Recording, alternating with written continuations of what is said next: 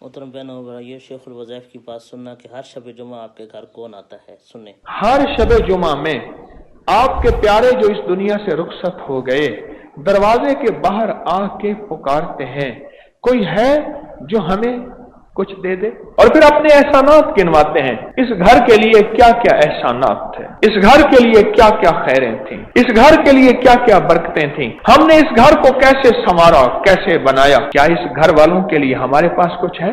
کوئی صدقہ، کوئی خیرات، کوئی قرآن، کوئی تلاوت، کوئی کلمہ، کوئی تسبیح، کوئی ذکر؟ فرمایا گھر والے خواب غفلت میں سو رہے ہوتے ہیں، حتیٰ کہ وہ پیاروں کی روحیں تھکی تھکائی واپس جاتی ہیں۔